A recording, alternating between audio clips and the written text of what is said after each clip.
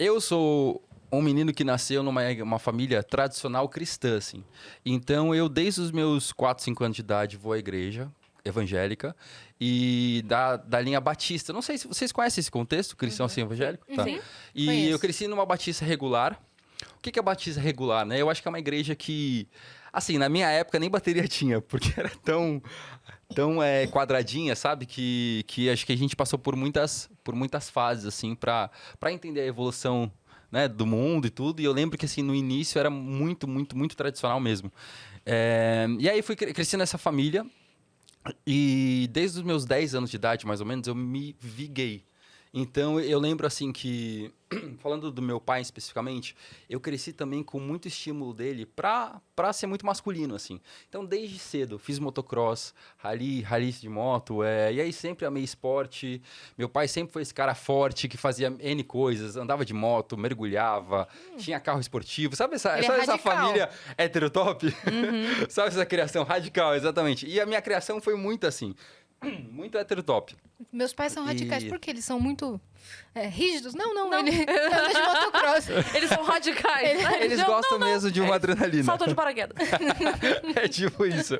E aí, cresci nesse contexto.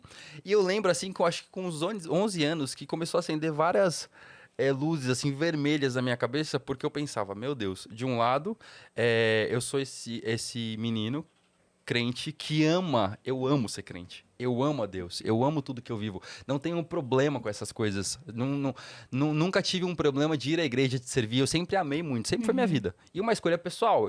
Antes de ser uma coisa que meu pai me incentivava, eu acho que... Antes dele falar uma coisa, eu acho que eu incentivava até muito mais meus pais do que eles mesmos. Você pegou o gosto mesmo e Exato. porque virou aquilo sua fé. sempre fez muito sentido pra mim, desde quando eu comecei a entender as coisas do mundo, assim. Beleza, esse era um ponto. Aí do outro lado eu falava, meu Deus, mas eu gosto muito de menino também.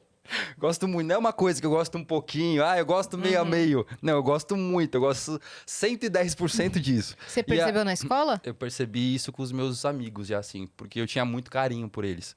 E eu ficava, nossa, mas isso é muito, né? Tipo, não precisava ser tanto. Porque eu sentia que não era de volta. Eles me amavam muito, mas era um carinho diferente. De querer abraçar, de querer estar perto. E aí, quando eu percebi, eu queria ver meus amigos. Tipo, queria ver sem camiseta. Eu reparava em detalhes do corpo. Muito louco, assim. Quando a gente vai descobrindo a sexualidade, né? Coisas muito pequenas, assim. Mas eu lembro, assim, que eu me olharia para essas coisas. E aí, ao mesmo tempo que me olharia, eu fugia, eu corria disso. Porque eu falava, meu Deus, eu não posso. Porque se alguém na igreja percebe qualquer coisa, não faz sentido isso, né? E aí, do outro lado, eu amava também ser essa criança que andava de moto. Sempre acelerei igual um doido. Adorava pular, ir pra pista. Adorava fazer esportes. Era sempre muito bom em futebol, basquete, essas coisas de menino. Então, assim, era muitas coisas, assim, que eu falava, meu Deus, quem eu vou ser no meio... O que vai sobrar disso tudo, né? E eu lembro, assim, que...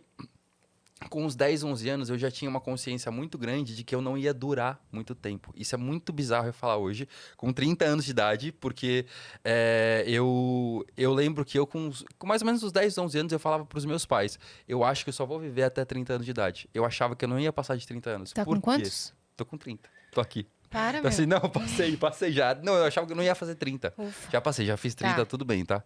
Tá amarrado, tá repreendido isso Tá. na vida. Nossa. Mas é muito forte isso, porque eu achava que essa pressão toda que tinha na minha cabeça, eu não ia aguentar, o meu corpo não ia aguentar. E por que eu falo tudo isso também? Porque eu nunca me vi, desde criança, acho que eu tinha muita consciência disso, eu nunca me vi me assumindo. Porque eu tinha tantos estímulos assim que era impossível me assumir. Não era só dentro da igreja, mas era também no contexto de amizades, era no contexto com os meus pais, era nesse contexto de esporte. Então, em nenhum lugar eu conseguia ver uma flexibilidade para eu poder ser eu. Não era impossível, então eu falava, eu não vou aguentar. E era muito louco, assim, porque minha mãe escutava isso e ela ficava maluca, né? Ela falava, você tá ficando louco? O que é isso? De onde você tirou isso? E eu não conseguia explicar. Eu acho que era meio um grito, mas eu não conseguia explicar pra ela por que eu sentia isso, sabe? Daí o tempo foi passando, né?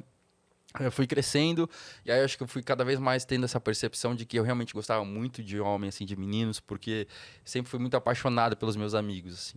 E eu sou um cara muito amoroso, assim, que me relaciona muito. Eu sempre tive amizade com muitos, sempre com meninos héteros, nunca tive um amigo homossexual, até porque eu tinha muito receio de me descobrirem também, então sempre segurava isso. E aí eu ficava pensando assim, meu Deus, eu tô indo pra um buraco. Porque vai ficando cada vez mais difícil. E aí, na igreja, sempre fui assumindo responsabilidades. Então, eu era um menino que pregava na célula, Eu era o menino das missões. Eu era a pessoa que sempre conversava com todo mundo. Então, era um aviso na igreja, o pastor gostava de mim, porque eu sempre estava disponível para tudo. Então, assim, eu falava, Jesus, não vai ter como, né? Eu consegui me assumir, falar sobre mim em nenhum momento. Então, assim, Porque chega num ponto em que isso é quase que uma barreira para que você continue exercendo aquele papel dentro da religião, né?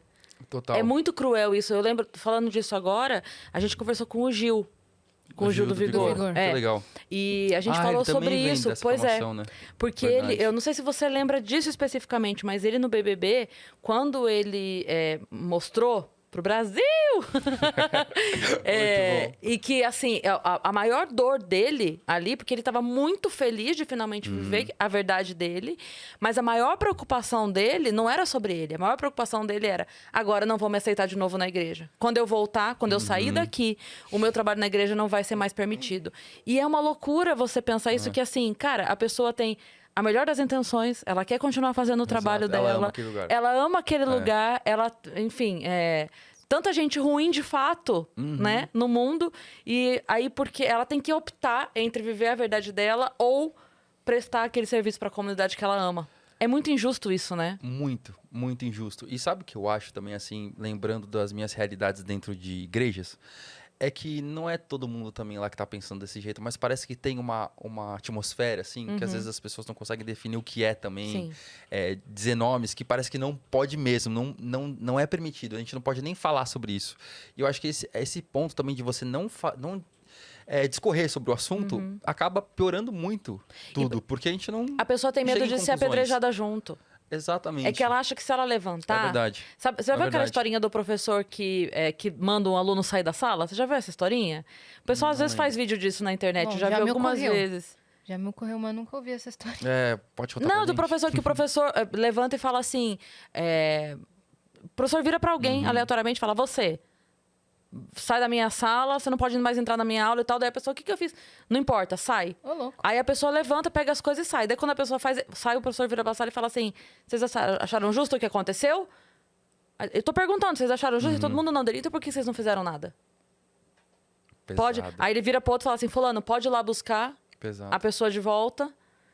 E não sei o que, tipo assim, porque é umas... Parece que não pode falar nada, né? Caramba, você não pode se concorda com posicionar. isso. Você não concorda com isso, então fala que Muito não forte. concorda, sabe? Só que ao mesmo tempo nos foi ensinado de respeitar o professor. É. Como figura ali de autoridade. Ali, o exemplo que eu quis dizer é, tipo assim, o aluno ali naquela posição Entendo. se eu falar, eu vou ser expulso também. Então, nesse paralelo que eu quis fazer com a igreja tem muita gente ali que também não tá concordando com esse ou lá ou cá. Mas se eu disser, Exato. E aí? aí a pedra dele vem pra mim também. Uhum. É isso aí, perfeito. Essa pessoa, acho que ela nem sabe que ela tem um espaço pra falar alguma coisa também. Exato. Ela acha que não existe esse espaço também. Porque vão pensar que ela também ou porque vão pensar que ela concorda, ou que ela apoia, ou qualquer coisa do Exatamente. tipo. Exatamente. Ou vão, sei lá, vir com 10 textos que discutem isso e ela não vai saber responder e ela nem vai entrar nesse ringue. Porque ela acha que Exato. ela já tá perdida. Então, assim, eu acho que eu vivi muito tempo pensando... Eu acho que eu era essa pessoa também, mesmo sendo, eu também era essa pessoa que ficava só vendo. Porque no contexto todo, na minha vida toda, eu vi vários exemplos saindo. De se assumirem e saírem, de não aguentarem ficar nesse espaço, nesse meio. E eu ficava assim, meu Deus, daqui a pouco é minha vez. E aí, eu não vou conseguir fazer isso, não tem como. Então, é uma coisa, é um tabu muito grande, assim, é uma coisa muito difícil. Mas é muito louco pensar que hoje eu tô aqui e tô falando isso num lugar super grande, de exposição, com zero problemas, Ao sabe? vivo. Ao vivo, eu acho isso muito bizarro, assim.